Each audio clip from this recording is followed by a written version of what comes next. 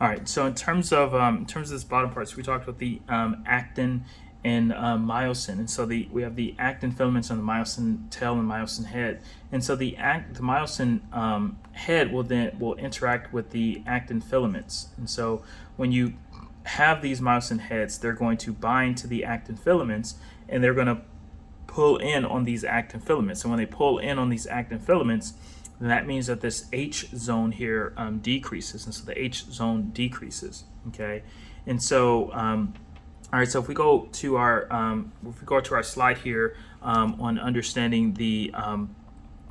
how the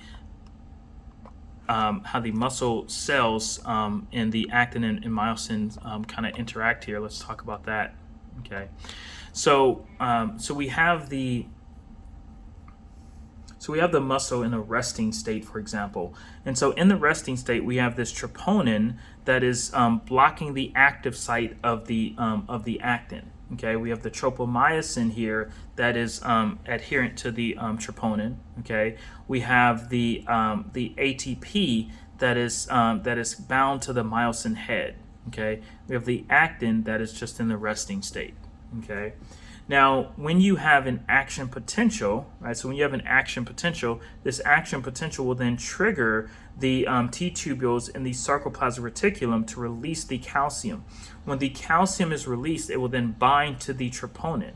When it binds to the troponin, it will then cause the troponin to move out of the way. And so essentially it changes the configuration of the troponin. And so instead of the troponin being bound to the actin, it will now be bound to calcium, and it will then release the active site of the actin. Okay, and so the myosin head binds to the actin. And so when the myosin head binds to the actin, then and it has ATP here, then the ATP is hydrolyzed, and so basically you take that ATP and you break a bond. So when you break the bond, you release energy, and so that energy is then being released and causes and allows for the myosin head to move.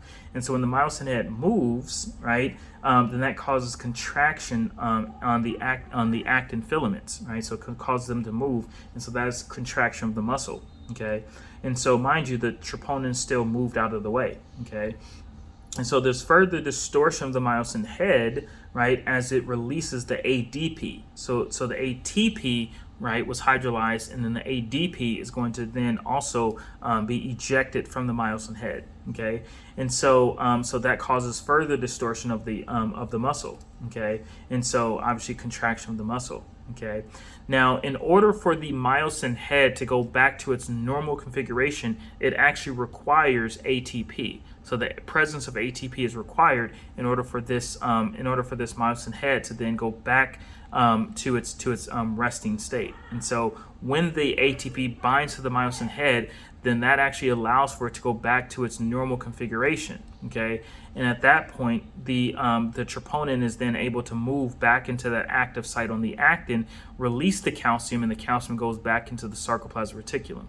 All right, makes sense. And so then the muscle goes back to a resting state. Okay, now if you have a patient who, or not necessarily a patient, let's say you have a person who is robbed at gunpoint, right?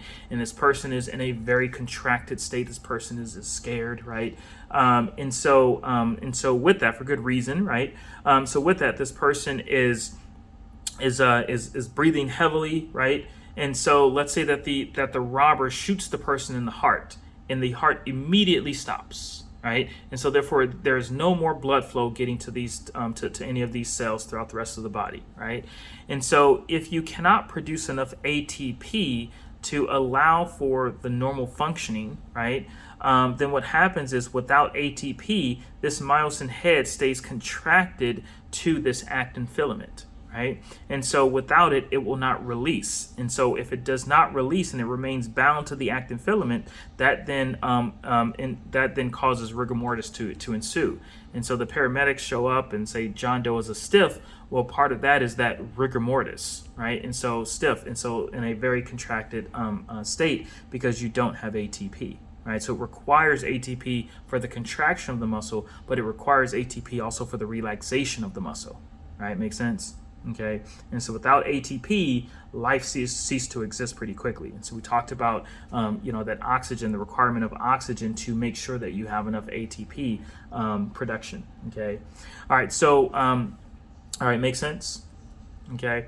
All right. So let's talk about another thing here. So we talked about with anaerobic respiration, right? So with anaerobic respiration, that's gonna cause the production of what? So with anaerobic respiration, that's gonna lead to the production of what?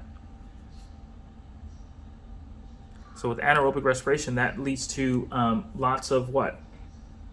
Yeah, so lots of lactic acid. And so I told you that lactic acid is toxic to neurons, but also muscle tissue, right? And so in particular, when we have lots of lactic acid buildup, right, that actually causes and disturbs the tropomyosin and the troponin complex, right? And so starts to break down these components, and so this troponin then is broken down and ultimately ends up in the blood. Okay, so when you have a patient and you do a cardiac workup, you're looking for ST segment elevation on particular leads, right? With on the EKG, you're looking for obviously the physical signs and symptoms that your patient is having, cardiac distress or cardiac arrest, right? Or heart attack, for example. And so with that, if if one of the labs that you're going to draw is your in terms of the the CBC, chem panel, all of those things, you're also going to look at a troponin level, right? So you can look at your patient's troponin level. And so if the troponin level is elevated, in particular troponin I, that is pretty indicative of a cardiac infarction, right? So a heart attack, right? And so it's this right here, right? So understanding what's happening on the cellular level will actually allow you to understand what's happening on the gross level, right? And when you get into clinical practice. All right, makes sense? And so this is what we're looking at. We're looking at this troponin level right here. All right, makes sense? All right, so good. Any questions with this?